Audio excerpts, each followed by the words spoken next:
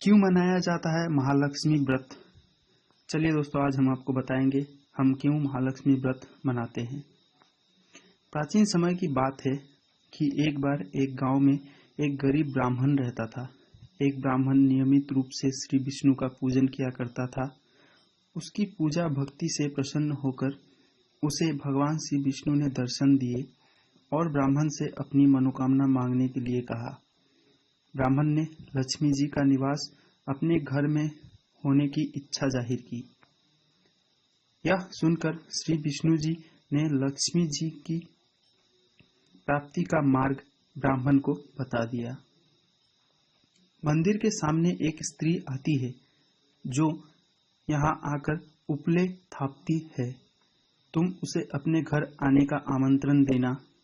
वह स्त्री ही देवी लक्ष्मी है। शुभ मुहूर्त और महत्व में देवी लक्ष्मी जी के तुम्हारे घर आने के बाद तुम्हारा घर धन और धान्य से भर जाएगा। यह कहकर श्री विष्णु जी चले गए। अगले दिन वह सुबह 4 बजे ही वह मंदिर के सामने बैठ गया। लक्ष्मी जी उपले थापने के लिए आई तो ब्राह्मण ने अपने घर आने का निवेदन किया। ब्राह्मण की बात सुनकर लक्ष्मी जी समझ गई कि यह सब विष्णु जी के कहने से हुआ है। लक्ष्मी जी ने ब्राह्मण से कहा कि तुम महालक्ष्मी व्रत करो। 16 दिनों तक व्रत करने और 16वें दिन रात्रि को चंद्रमा को अर्घ्य देने से तुम्हारा मनोकामना पूर्ण होगा। ब्राह्मण ने देवी के कहे अनुसार व्रत और पूजन किया और देवी की उत्तर दिशा की ओर मुंह करके पुकारा। लक्ष्मी जी ने अपना वचन पूरा किया। उस दिन से वह व्रत इस दिन उपरोक्त विधि से पूरी श्रद्धा से किया जाता है। महाभारत काल में गजलक्ष्मी व्रत किसने किया था? क्यों मनाया जाता है महालक्ष्मी व्रत? एक बार महालक्ष्मी का पर्व आया। हस्तिनापुर में गांधारी ने नगर की सभी स्त्रियों को पूजा का निमंत्रण दिया, परंतु कुंती से नहीं कहा।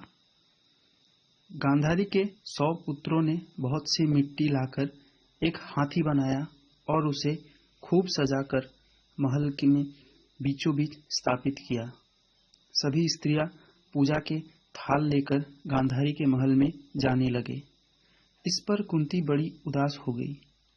जब पांडवों ने कारण पूछा तो उन्होंने बता दिया, मैं किसकी पूजा करूं? अर्जुन ने कहा, माँ, तुम पूजा की तैयारी करो। मैं तुम्हारे लिए ऐसा हाथी लाता हूं जो धरती के किसी कोने में नहीं मिलेगा।